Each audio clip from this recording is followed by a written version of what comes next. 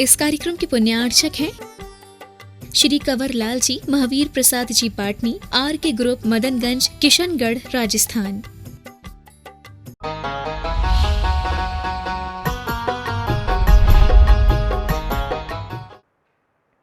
कहाँ पर फलेगा उसका यहाँ का पुण्य, यहाँ के व्रत की तपस्या का परिणाम कहाँ फलेगा?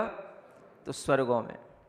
स्वर्ग का मतलब स्वर्ग ही समझना, और कुछ नहीं। आप लोग अभी चौथा अध्याय भी पढ़ रहे हो तत्वार सूत्र का, उसमें 4 प्रकार के देव आते हैं, भवनवासी, व्यंतर, ज्योतिषी और वैमानिक। उनमें केवल वैमानिक देवों को ही स्वर्ग के देव कहते हैं। हाँ, बाकी तो सब भवनत्रिक में आता है। भवनवासी, व्यंतर, ज्योतिषी देवों में उत्पत्ति होना बड़ी बात नहीं है। वहाँ तो उत्पत्ति अन्य जीवों की भी हो जाती है, और जिनकी लेश्याएँ अच्छी नहीं होती और जिनके लिए क्लेश से भी कभी देवायु का बंध हो जाता है, वो भी जीव उत्पन्न हो जाते हैं। हीन पुण्य वाले भी वहाँ उत्पन्न हो जाते हैं। लेकिन यहाँ जो बात कही जा रही है वो किस देव की बात? वैमानिक देवों की बात। स्वर्ग उन्हीं को बोलते हैं। कल आपको ये सब तत्वार सूत्र में समझाया जा रहा है। स्वर्ग के विमान, स्वर्ग के देव, उन्हें कल्पवासी देव, सौधर्म, ऐसान, सानत कुमार, माहेंद्र, ब्रह्म, ब्रह्मोत्तर, लांतव, कापिष्ट, शुक्र, महाशुक्र, सतार, सहस्रार, आनत, प्राणत, आरण, अच्युत, ये 16 स्वर्ग हैं। समझ में आ रहा है? ये 16 स्वर्गों के नाम हैं और इन्हीं को स्वर्ग कहा जाता है। नीचे जो भवनवासी हैं, व्यंतरों के तमाम विमान हैं, ज्योतिषी देव भी जो ऊपर दिखाई दे रहे हैं, इनको स्वर्ग में नहीं लिया जाता है। स्वर्ग का मतलब ऊर्ध्वलोक में रहने वाले देव, और ये सब तो मध्यलोक में, अधोलोक में भी रहने वाले देव हैं। तो ऐसे स्वर्ग की यहाँ पर बात कही जा रही है। इसी को बोलते हैं सुरलोक, माने देवलोक में भी उस जगह पर जाकर के फलेगा। यत्रावधि रष्ट गुणा, कहते हैं यहाँ पर अवधि माने जीवन पर्यंत तक, जितना जीवन है तब तक 8 गुण बहुत रूप में फलते हैं। अष्टगुण यहाँ पर कौन से बताए जा रहे हैं? अणिमा, महिमा, लघिमा, गरिमा, प्राप्ति, प्राकाम्य, ईशत्व, वशित्व, ये 8 प्रकार की रिद्धियाँ होती हैं, सिद्धियाँ होती हैं, जो देवों में उनकी शक्तियाँ कही जाती हैं। और इन्हीं के साथ में वो देव जब रहते हैं तभी उन्हें महसूस होता है कि हाँ, हम कुछ बड़े देव हैं। समझ आ रहा है? ऐसे बड़े देवों के माध्यम से ये रिद्धियाँ फलती हैं, और इन रिद्धियों के फल वहाँ पर जो मिलते हैं वैमानिक देवों के, वो भवनत्रिक के देवों में नहीं मिलते। ये रिद्धियाँ होती तो भवनत्रिक देवों के पास भी है, लेकिन वह उस हिसाब से नहीं होती, उस संख्या के साथ नहीं होती जैसी कि वैमानिक देवों में पाई जाती हैं। दिव्य शरीरम च लंभन्ते, और वहाँ पर वह दिव्य शरीर की प्राप्ति करता है। ऐसा दिव्य शरीर जिसमें किसी प्रकार का रोग, नुकसान कुछ भी न हो। वहाँ पर जाने के बाद में फिर आपको किसी भी डॉक्टर की कभी ज़रूरत पड़ेगी नहीं। ऐसा बढ़िया शरीर, और उस शरीर का सुख भोगने वाला जीव कौन सा होगा? जीव तो यही होगा। समझ आ रहा है?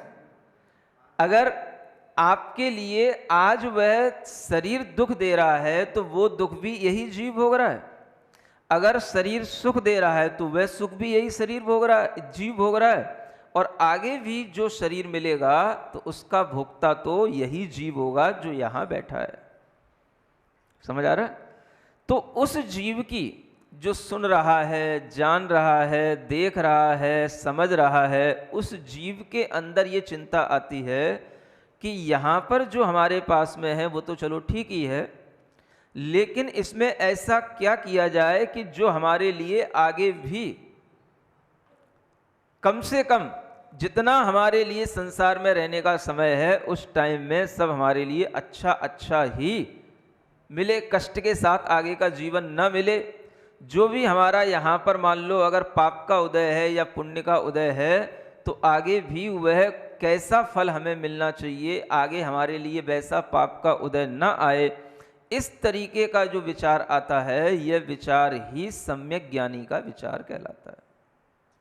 तो वो सम्यक ज्ञानी क्या करता है? कम से कम घर में रहकर के भी वह कुछ करने की कोशिश करता है। तो वो कहता है भैया इससे सरल चीज, इससे बढ़िया इंश्योरेंस कंपनी और दुनिया में कहीं नहीं मिलेगी। करना तो कुछ नहीं है, कोई चीज का अभाव भी नहीं करना, घर में ही रहना है, जो चीजें मिली हैं उनसे अपना सब जीवन भी चलाना है। बस थोड़ा थोड़ा सा लिमिट बना करके हर चीज का अपने लिए एक सीमित तरीके से उपयोग करना है, और अणु व्रत का पालन करके अगर ये 5 प्रकार की निधियां हमारे लिए इतना बड़ा बीमा दे रही हैं कि ये सुरलोक में जाकर के हमारी व्यवस्था बना रही हैं, तो इसमें फिर पीछे रहने का कोई भी हमारे लिए औचित्य समझ में नहीं आता। समझ आ रहा है? इससे बढ़िया चीज क्या होगी? अगर आपका विश्वास होगा तो आपके लिए जरूर मन बनेगा कि मुझे 5 अणुव्रतों का तो ग्रहण करना ही है। अगर विश्वास नहीं भी होगा तो भी आपके दिमाग में आएगा कि आखिर अगर हम विश्वास नहीं भी करेंगे तो भी बात तो बिल्कुल सही जम रही है कि जन्म तो अगला होना है, कहाँ होगा, कैसे होगा, इसकी व्यवस्था अगर हमें इस धर्म के अनुसार मिल रही है तो हमें उस व्यवस्था में भी अपने आप को संलग्न कर लेना चाहिए। सुन रहे हो? अब ये व्यवस्था देखो कितनी अच्छी व्यवस्था है। देखो, अगर मान लो आप ये सोचो कि हमारे लिए व्रत लेने का भाव नहीं हो रहा, सुन रहे हो? अगर आपके अंदर ये भाव आ रहा है कि हमारे लिए व्रत लेने का भाव नहीं आ रहा है, तो एक आपके लिए वार्निंग दी जा रही है, आप उसको ध्यान से सुनना। सुन रहे हो? एक तो वो है, हाँ व्रत लेने का भाव हो रहा है लेकिन अभी सोच रहे हैं, परिस्थितियां देख रहे हैं, लेकिन एक ये नहीं, हमें तो व्रत लेना ही नहीं, हमारे अंदर तो व्रत लेने का कोई भाव ही नहीं। सुन रहे हो? बोलूं आगे? डरोगे तो नहीं? डर जाओ तो भी चलो अच्छी बात है। सैद्धांतिक बात आपको बता रहा हूं, अगर आपके अंदर व्रत लेने का भाव नहीं होता तो बहुत कुछ संभावनाएं सिद्धांत ग्रंथ के अनुसार कही जा रही हैं, और वो ये हैं कि जिन लोगों को देव आयु के अलावा अन्य आयु का बंध हो जाता है उन्हें व्रत लेने का भाव नहीं होता है। क्या कहा गया? फिर से बोलूं? जिन लोगों को, जिन आत्माओं को देव आयु के अलावा अन्य आयु मतलब या तो मनुष्य आयु का बंद हो गया हो, या तिर्यंच आयु का बंद हो गया हो, या नरक आयु का भी बंद हो गया हो, तो अन्य किसी आयु का यदि बंद हो जाता है तो फिर आपके अंदर अणु व्रत लेने का भी भाव नहीं आएगा। ये नियम है। जरूरी नहीं है कि जिनके अंदर अणुव्रत लेने का भाव नहीं आ रहा है तो उन सबको ऐसा हो ही गया हो, लेकिन जिनको हो गया है तो जिन नियम से भाव नहीं आएगा। समझ आ रहा है? ये आयु बंध का बहुत बड़ा फर्क है। क्यों है?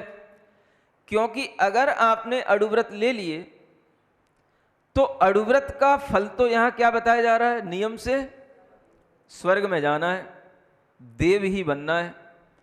और अगर आपके लिए पिछली कोई आयु का बंध हो चुका है तो फिर आप देव कैसे बन पाएंगे? क्योंकि आयु का बंध हो गया तो आयु का फल तो भोगना ही होता है, और किसी कर्मों में तो परिवर्तन हो भी जाए लेकिन आयु कर्म का फल तो नियम से भोगना ही होता है, उसमें कोई परिवर्तन नहीं होता। तो ये बात गलत हो जाएगी जो यहां बताई जा रही है, और शास्त्र की बात कभी गलत हो नहीं सकती। इसलिए ये नियम है कि जिसके लिए मनुष्य आयु, नरक आयु या तिर्यंच आयु का बंद हो गया वह जीव अणुव्रत नहीं ले सकता है, वो नहीं ले सकता है। ये उसके लिए चैलेंज दिया जा रहा है। समझ आ रहा है? अगर आपके पास में अणुव्रत लेने की भावना आ रही है तो इसका मतलब है अभी उस आयु का या तो बंद नहीं हुआ, उन तीनों आयुओं का। यदि हुआ है तो हो सकता है, अब देखो एक बात और अच्छी, देव आयु का यदि बंद हो गया होगा तो आप अड़ुव्रत ले सकते हो, समझ आ रहा है। और अड़ुव्रत लेने के बाद में यदि आयु का बंद होगा तो नियम से देव आयु का ही बंद होगा। ये देखो कितनी अच्छी व्यवस्था है, समझ में आ रहा है। अड़ुव्रत अगर नहीं लिए, ले लिए तो नियम से देवायु का बंद होगा, और अड़ुव्रत नहीं लिए लेकिन अगर देवायु का बंद हो चुका है और फिर भी अगर अड़ुव्रत लोगे तो क्या होगा, तो भी आपके लिए देव आयु ही मिलेगी।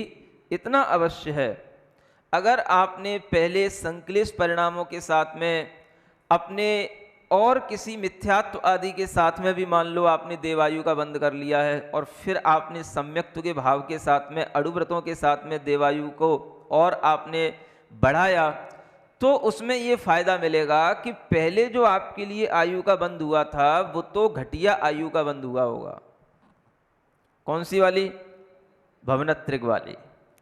और फिर अगर आपने अड़ुव्रत ले लिए तो वही देवायु, देवायु तो रहेगी, देवायु में अंतर नहीं आएगा, लेकिन उसमें जो अलग तरीके की वैरायटी हैं, जैसे भवनवासी हैं, व्यंतर हैं, ज्योतिषी हैं, तो ये वैरायटी ना मिलकर के फिर आपको कौन सी क्वालिटी वाले देव बनेंगे? वो बनेंगे वैमानिक देव। तो देवायु तो बनी रही, लेकिन वह देव अगर बिना अड़ुव्रत के वो देव बन रहा था तो वह कैसा देव बना? भवनत्रिक का देव बन सकता है। अड़ुव्रत ले लेगा तो उसके परिणामों की विशुद्धि के कारण से उससे वह देवायु वैमानिक देवों की आयु में परिवर्तित हो जाएगी। आयु में इस तरीके का उत्कर्षण अपकर्षण तो हो जाता है, लेकिन कभी आयु का परिवर्तन होकर के देवायु से तिर्यंच आयु हो जाए या तिर्यंच से देवायु हो जाए, ऐसा नहीं होता। सुन रहे हैं ना? जैसे आपने नरक के बारे में सुन रखा है, राजा श्रेणिक ने सप्तम नरक की आयु का बंद किया, लेकिन जब उसने सम्यक दर्शन प्राप्त किया, भगवान के समक्ष आया, उसकी बुद्धि सुलझी, तो उसने ऐसी अच्छी भावनाएं की, सम्यक दर्शन प्राप्त किया, और उसी विशुद्धि के कारण से उसको छायक सम्यक दर्शन हो गया और वह सातवें नरक की आयु घट करके पहले नरक की रह गई। तो ये क्या होता है? आयु में इस तरीके से शुभ भावों से जो खराब आयु है उसकी स्थितियां कम हो जाती हैं और जो शुभ आयु हैं उनकी स्थितियां बढ़ जाती हैं। वो अच्छे और अच्छी स्थिति का मतलब जिसका स्थिति बंद भी अच्छा हो, यानी कि सागरों पर्यंत तक की आयु वाले बड़े बड़े रिद्धिधारी देवों का बनना, यह सब अड़ुव्रत और सम्यक दर्शन के साथ ही संभव है। तो अड़ुव्रती जीव अपने जीवन में यदि कोई भी आयु का बंद करेगा तो ये निश्चित हो जाएगा कि वह नियम से देव आयु का ही बंद करेगा। समझ में आ रहा है? अब बताओ कितनी अच्छी ये व्यवस्था है, और यह सैद्धांतिक व्यवस्था पर अगर आपका विश्वास बनेगा तो आपके लिए ये बात तो कहीं से कहीं तक कहने में ही नहीं आएगी कि नहीं, मैं अभी अड़ुव्रत लेने लायक नहीं हूं। कैसे भी बने, हमें यह निधि तो अपने अंदर धारण करना ही चाहिए। इससे सरल व्यवस्था आत्म कल्याण की और कहीं आपको दुनिया में नहीं मिलेगी। और ये पांचों प्रकार के अड़ुव्रतों के बारे में आपको बताया जा चुका है अच्छे ढंग से। एक एक अड़ुव्रत के बारे में आपको समझाया जा चुका है, और किसी भी अड़ुव्रत में कोई भी ऐसी चीज नहीं जो आपके लिए करने लायक ना हो। समझ आ रहा है? कौन सी ऐसी चीज है? बता भी नहीं रहे हो और ले भी नहीं रहे हो, ये क्या बात हुई? महाराज हमारे तो अड़ुव्रत पलते ही हैं, हम तो अड़ुव्रतों जैसा जीवन जीते ही हैं, हमारे लिए तो अड़ुव्रत चल ही रहे हैं। ऐसे नहीं, संकल्पित होकर के 5 अड़ुव्रतों का अपने अंदर भाव रखना और 5 अड़ुव्रतों का पालन करना, क्योंकि श्रावक के 8 मूल गुण होते हैं, उनमें ये 5 अड़ुव्रत आएंगे, उसके बाद में 3 और गुण आएंगे, वो भी इसमें आगे आने वाले हैं। तो पहले आपके अंदर ये 5 अड़ुव्रत होने चाहिए, है ना। और वैसे देखा जाए ये अड़ुव्रत आप लोगों के लिए तो है ही नहीं।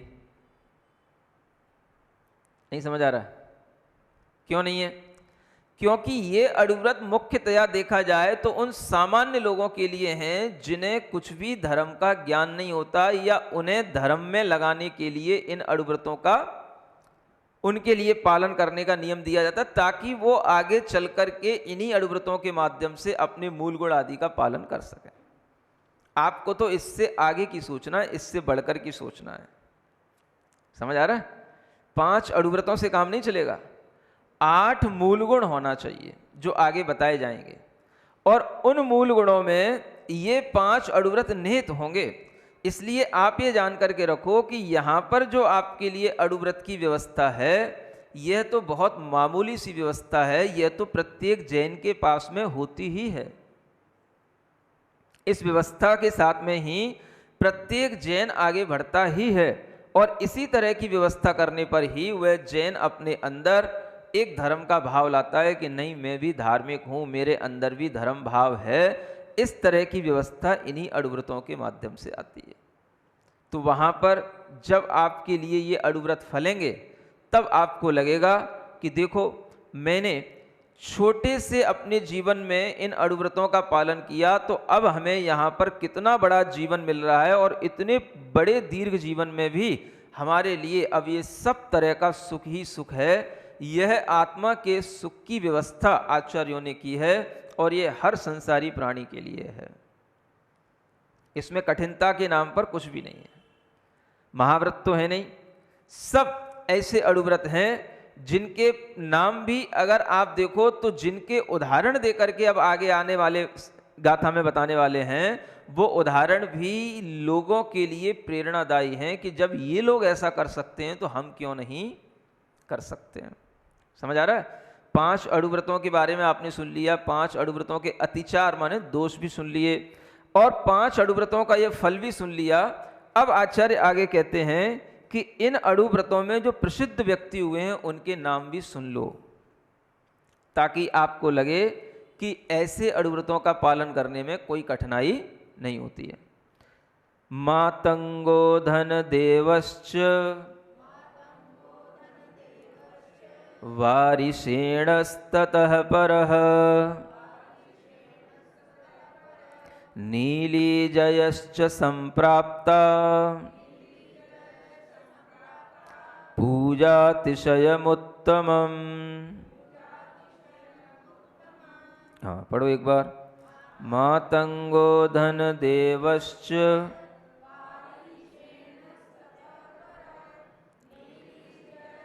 संप्राप्ता पूजातिशयमुत्तमम्। देखो, ये 5 व्यक्तियों के, प्रसिद्ध व्यक्तियों के नाम दिए जा रहे हैं। पहला नाम है मातंग।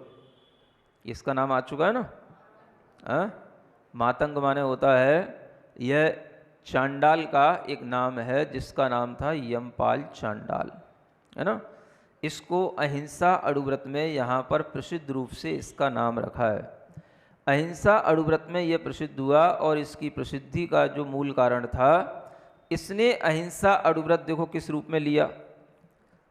इस जीव की अपनी पर्याय थी, चांडाल की पर्याय थी, नीच कुल का व्यक्ति था, तो इसके लिए हिंसा को पूर्णतया छोड़ना असंभव था। तो उसने एक दिन की हिंसा का भी त्याग करने का जो भरपूर संकल्प लिया था मन वचन काय से, उसके फल को यहाँ पर अहिंसा अणुव्रत के रूप में दिखाया है।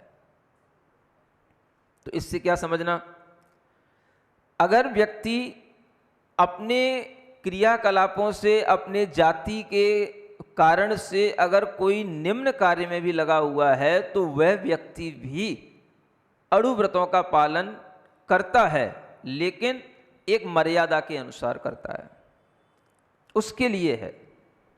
आप ऐसा नहीं कहना कि अगर वो जो है हिंसा को एक दिन के लिए छोड़ सकता है, तो मैं हिंसा 20 दिन के लिए छोड़ देता हूं महीने में। समझ आ रहा है?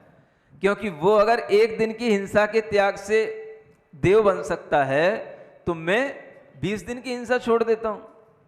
तो आचार्य कहते हैं उसकी योग्यता में और आपकी योग्यता में अंतर है।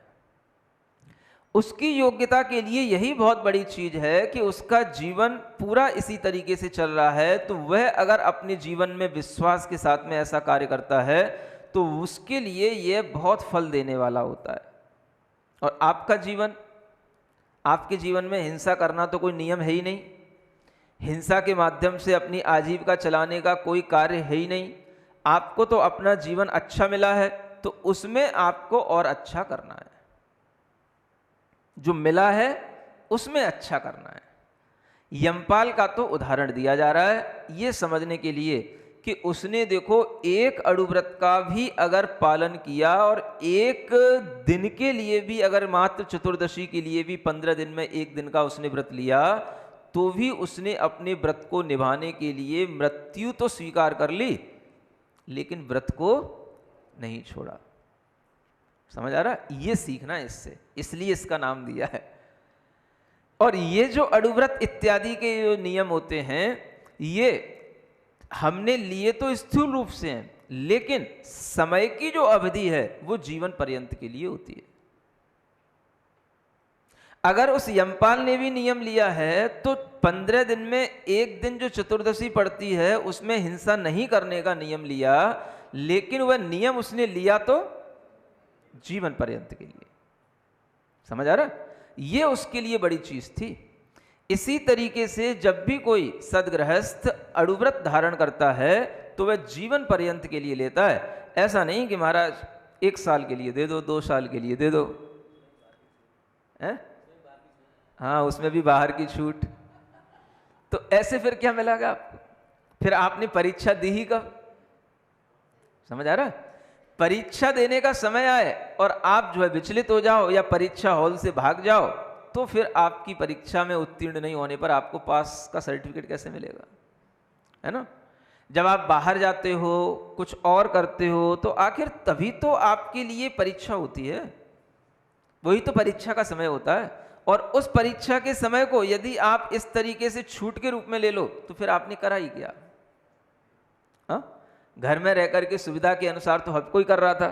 एक आध दिन, 2-4 दिन अगर कहीं पर किसी भी समय पर अगर कोई ऐसा मौका पड़ गया जब आपके लिए कष्ट आ गया, तभी तो पता पड़ेगा कि हाँ आपने उस व्रत को छोड़ा नहीं। तो यमपाल के उदाहरण से ये देखो कि उसने अगर चतुर्दशी का नियम लिया था तो निभाया था।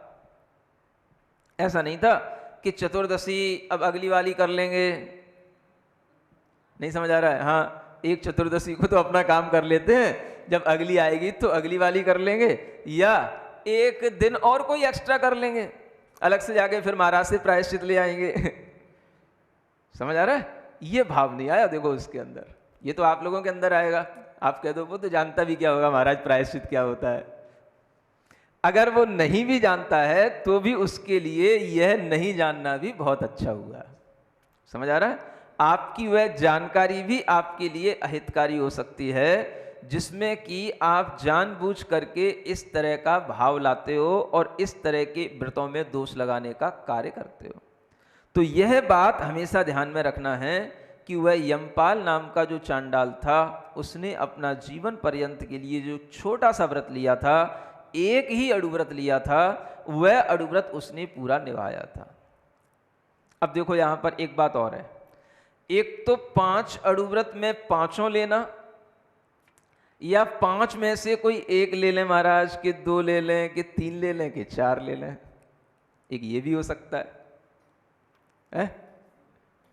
नहीं समझ आ रहा है? लोग गणित तो सब लगा ही रहे हैं। अगर 5 में से आपके मन में ऐसा भाव आ रहा है कि मैं 2 ले लूं, 3 ले लूं, 4 ले लूं, एक नहीं कर सकता, सुन रहे हो? तो आपके लिए क्या व्यवस्था है? इस ग्रंथ के अनुसार तो यही कहना पड़ेगा कि यहां पर 5 अणुव्रतों का आपके लिए निर्देश दिया जा रहा है ना? यहां पर तो एक एक अणुव्रत की कोई व्यवस्था नहीं है, लेकिन जो उदाहरण दिया जा रहा है उसमें एक एक अणुव्रत में प्रसिद्ध व्यक्ति का उदाहरण दिया जा रहा है, और उसने जो व्रत लिया है वो एक ही अणुव्रत का लिया, ये भी बात है। नहीं समझ आ रहा है? अब उस यमपाल चांडाल की कहानी में उसने कोई 5 अणुव्रत तो लिए नहीं थे ना, तो उसने झूठ का, ना चोरी का, ना कुशील का, ना कोई और परिग्रह का, तो उसने कोई प्रमाण बनाया ही नहीं था। उसने तो केवल एक अड़ुव्रत लिया था, बस हिंसा नहीं करने का, तो वो उसी में देखो प्रसिद्धि को प्राप्त हो गया। समझ आ रहा है? तो फिर बात वही है कि ये एक अड़ुव्रत भी, दो अड़ुव्रत भी उनको दिए जाएंगे जो जैन कुल में जन्म ना लिए हों। समझ आ रहा है ना?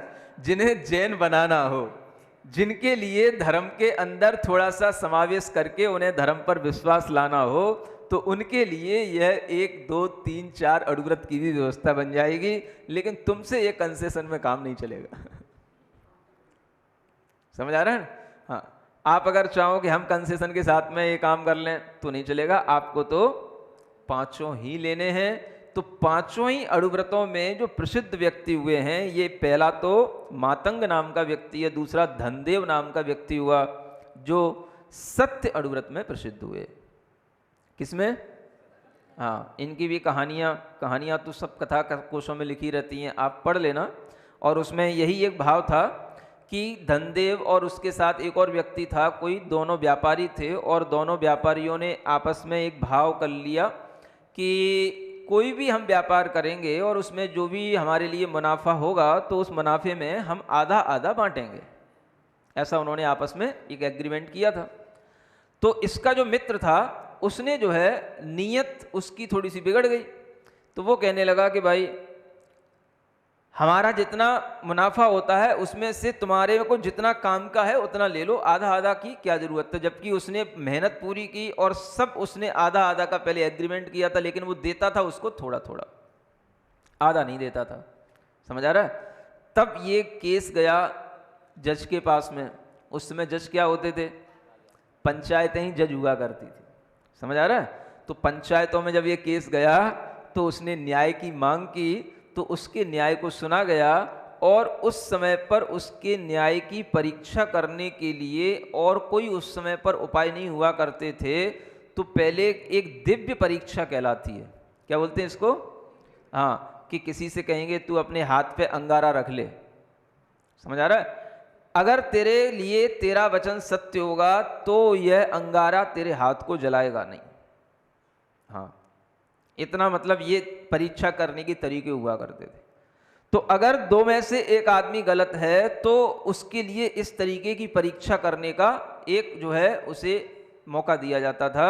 और उस परीक्षा में ये धनदेव ने अपने हाथ पर अंगारा रख लिया, और इसकी बात सही साबित हुई कि ये कहता था कि मैंने आधा आधे का एग्रीमेंट किया था, लेकिन ये मुझे पूरा देता नहीं है, थोड़ा थोड़ा देता। तो इसके हाथ पे रखा हुआ अंगारा भी जला नहीं, हाथ इसका जला नहीं, इसलिए धनदेव की कथा प्रसिद्ध हुई। समझ आ रहा है? फिर कौन है? वारिसेन। इनकी भी कथा आप लोगों ने सुनी ही होगी।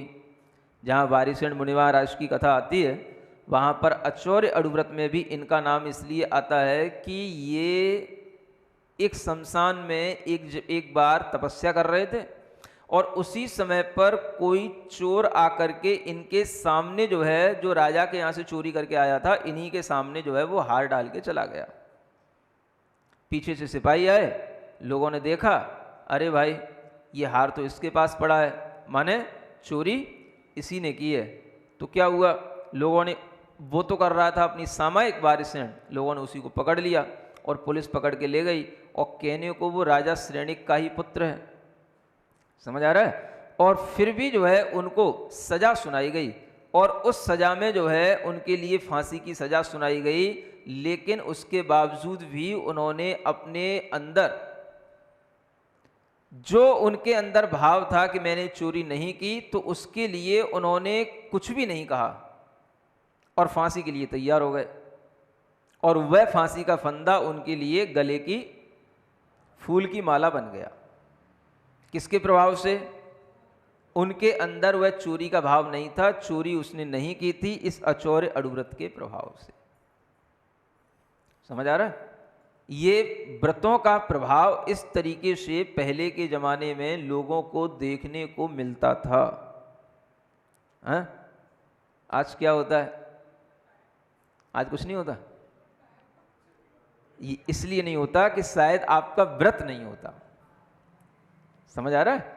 ये तो होता है कि जिन्होंने अपराध नहीं किया होता है वो भी अपराधी सिद्ध हो जाते हैं। कोई ऐसे भी होते हैं कि निरपराधियों को सजा मिल जाती है, निरपराधियों को फांसी भी लेनी पड़ती है, सब कुछ हो जाता है, लेकिन वो इसलिए कि उन्हें अपने उस अपराध न करने का उनके अंदर कोई संकल्प नहीं था। समझ में आ रहा है? अगर व्यक्ति के अंदर संकल्प हो कि मैं ऐसा नहीं करता हूं, और फिर अगर उसके लिए कोई ऐसा कहे, अपवाद करे या उसके लिए कोई तरीके की सजा दी जाए, तो उसके लिए यह अतिशय आज भी दिखाई देते हैं और दे सकते हैं। ये फर्क किसका है? इस संकल्प का फर्क है। इसलिए कहा जाता है कि संकल्प लेने पर ही व्रत होता है, बिना संकल्प के व्रत नहीं कहलाता। आप अगर अपने मन में सोच रहे हो कि मैं ऐसा नहीं करता, तो वो आप नहीं करते हो, वो व्रत नहीं है, बस करते नहीं हो, इतना ही है। तो नहीं करते हैं तो क्या हमें उसका पाप का बंध लगता है? जब तक नहीं कर रहे हो तब तक नहीं लग रहा, और जिस दिन कर लोगे उस दिन जो लग रहा है वो भी लगेगा और उससे ज्यादा भी लगेगा। नहीं करने का संकल्प लेने का मतलब होता है व्रत, कि मैं ऐसा नहीं करूंगा। क्या समझ आ रहा है? ऐसा नहीं करूंगा, हिंसा नहीं करूंगा, झूठ नहीं बोलूंगा, चोरी, कुशील, परिग्रह नहीं के साथ में जो मन में विचार संकल्प के रूप में आता है, उसका नाम व्रत है। तो यही व्रत उसके अंदर इस तरह के अतिशय को उत्पन्न करा देता है। यहां लिखा जा रहा है आगे, वारिसेणस तत्व नीली जयश्च संप्राप्ता, है ना।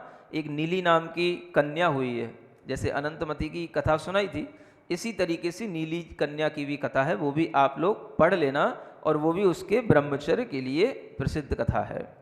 और जय कुमार, ये वही जय कुमार हैं जो सेनापति रहे भरत चक्रवर्ती के, है ना। प्रथम तीर्थंकर भगवान आदिनाथ के पुत्र जो भरत चक्रवर्ती हुए, उन्हीं के जो सेनापति थे जय कुमार, वह जय कुमार बहुत बड़े सेनापति होकर के भी चक्रवर्ती के एक निधियों में से एक निधि कहलाती है। समझ आ रहा है? या रत्नों में से एक रत्न कहलाता है। तो ये एक रत्न माना जाता है, सेनापति रत्न। तो वह रत्न के रूप में प्रतिष्ठा को प्राप्त थे, लेकिन फिर भी उनके लिए भी उन्होंने भी मतलब एक सेनापति होकर के बहुत सारा उनके पास में राजकोष सब कुछ होता है, लेकिन फिर भी उन्होंने अपनी परिग्रह की सीमा बना करके रखी थी। और उस परिग्रह की सीमा की परीक्षा करने के लिए भी देवलोग आए, उन्हें लालच दिया, लेकिन उन्होंने उस परिग्रह को की जो सीमा बना रखी थी उसको लांघा नहीं। तब जो है इनका नाम जय कुमार का इस रूप में अपरिग्रह अड़ुव्रत के रूप में प्रसिद्ध हुआ। तो बड़े बड़े सेनापति, चक्रवर्ती के निकटवर्ती आदमी भी व्रत लेते हैं। सुन रहे हो? भरत चक्रवर्ती का कहीं नाम नहीं आया इसमें। क्या समझ आ रहा है? जो लोग भरत चक्रवर्ती के ज्यादा गुणगान गाते हैं, उन्हें तो ये तो बताना चाहिए कि कहां पर आचार्यों ने भरत चक्रवर्ती का नाम किसी विशेष रूप में लिया हो। सेनापति का नाम आ रहा है जय कुमार का, और भरत चक्रवर्ती का नाम नहीं आ रहा है। मतलब भरत चक्रवर्ती ने कोई मर्यादा, कोई उनके लिए सीमा, कोई अपरिग्रह इत्यादि का कोई भी व्रत में उनकी प्रसिद्धि नहीं थी। बस उनकी प्रसिद्धि किसमें हो गई? घर पे रह के बैरागी। समझ आ रहा है? अब ये कोई व्रत तो होता नहीं, घर पे रह के बैरागी इस नाम का कोई व्रत तो होता नहीं, ये तो एक जो है उपाधि मिल गई, घर पे रह के बैरागी। तो सब गृहस्थों के लिए बस यही एक सस्ता उपाय दिखता है, बोले ये उपाधि सबसे अच्छी, घर पे रह के बैरागी। तो इस उपाधि के चक्कर में तो सब पड़े हैं, लेकिन 5 अड़ुव्रतों को धारण करने के विचार में कोई भी गृहस्थ के अंदर भाव नहीं आता। क्यों नहीं आता? क्योंकि उन्हें शायद ऐसा लगता है कि घर पे रह करके बैरागी बने रहने से बिना व्रत लिए हुए ही शायद ज़्यादा हमारे लिए सम्यक दर्शन बना रहेगा, सम्यक ज्ञान बना रहेगा। कहीं ऐसा ना हो कि हम व्रत ले लें और लेने के बाद में उसका पालन न कर पाएं, तो वह जो है क्या हो, उसमें दोष लगे या वह व्रत छूट जाए, तो फिर उससे हमारा ज़्यादा नुकसान ना हो जाए। इसलिए जो है बहुत से लोग डर कर के भी अड़ुव्रतों का ग्रहण नहीं करते। अब आप विचार करो, जो चक्रवर्ती का सेनापति है वह भी अगर व्रत ले सकता है तो आप लोग तो छोटे मोटे व्यापारी हो, छोटे मोटे लोग हो, व्रत लेने में इस तरीके का विचार भाव रखना अपने लिए इन लोगों से सीखना चाहिए। समझ आ रहा है? आदर्श उनको बनाओ जिनके नाम आचार्यों ने लिए हैं, अपने मन से आदर्श मत ढूंढो। भरत चक्रवर्ती को कहीं आदर्श नहीं बनाया आचार्यों ने। आचार्य समंतभद्र महाराज ने कहीं नाम लिया हो कि आचार्य कुंदकुंद भगवान ने कहीं नाम लिया हो उनका? कहीं नाम ही नहीं लिया भरत चक्रवर्ती का। कोई आदर्श के रूप में कि हाँ भाई उस जैसे वैराग्य का आदर्श अपने जीवन में अपनाना, अगर ऐसा ही कोई आदर्श होता तो कोई नाम लिखा जाता? भरत के समान वैरागी ना कोई हुआ ना कोई होगा, कहीं ऐसा लिखा है? कोई शास्त्र में, कोई आचार्यों ने गाथा में लिखा होता, कहीं संस्कृत के श्लोकों में कहीं लिखा होता? समझ आ रहा है? ऐसा कुछ भी नहीं है। लेकिन कुछ गृहस्थों ने इस चीज को इतना बढ़ावा दे दिया, इतना बढ़ावा दे दिया, बोल बोल करके एक एक प्रवचन में हर रोज यही बात बोलना। समझ आ रहा है? तो अपने आप उसके दिमाग में ये बात चढ़ जाती है कि हाँ वास्तव में बस यही बात करना, यही बात सही है। घर में रह के वैरागी, घर में रह के वैरागी, घर में रह के व्रती, ये बात नहीं, घर में रह के व्रती, घर में रह के व्रती, ये बोलते तो आज कितने व्रती बन चुके होते। घर में रह के अड़ुव्रती, घर में रह के अड़ुव्रती, ये बोला जाता हर प्रवचन में, तो आज कितने व्रती बन गए होते। लेकिन ये बोलते ही नहीं। हर प्रवचन में घर में रह के वैरागी, भरत जैसे वैरागी, बस। तो उन्हें पता है इसमें किसी को कोई दिक्कत है ही नहीं, बस ठीक है, तो अपने मन का भाव है, राग है, नहीं है, हमारे लिए नहीं है, नहीं है तो नहीं है, बस हो गया काम। कौन उसका कोई पैरामीटर तो ही नहीं कि है कि नहीं है। तो ऐसा लोगों ने इस उदाहरण को अपनी ढाल बना लिया कि हमें व्रत ना लेना पड़े इस बात के लिए। समझ में आ रहा है? इस उदाहरण को नहीं अपनाना चाहिए आपको। ये उदाहरण, इतने उदाहरण दिए जा रहे हैं, 5 अड़ुव्रतों में जो प्रसिद्ध हुए उनके उदाहरण, और नीचे इसी के साथ में जिन्होंने हिंसा आदि की, माने अच्छाई के भी उदाहरण दिए जा रहे हैं, और जिन्होंने बुरे किए उसके भी उदाहरण दिए जा रहे हैं। देखो, समझ आ रहा है? दोनों तरीके के उदाहरण पढ़ करके, इनकी कथाएं पढ़ करके आपको ये जानना है कि अच्छा क्या और बुरा क्या। ये क्या कहते हैं? पूजा अतिशयम उत्तमम, यानी ये 5 ही लोग पूजा के उत्तम अतिशय को प्राप्त हुए, यानी इनके जीवन में अतिशय बहुत अच्छे ढंग से घटित हुआ, और ये सब पूजा के योग्य बने, माने इनकी भी प्रशंसा की गई। पूजा का मतलब क्या है? इनकी प्रशंसा की गई, देवों के द्वारा इनकी भी जय जयकार की गई, यही इनकी पूजा है।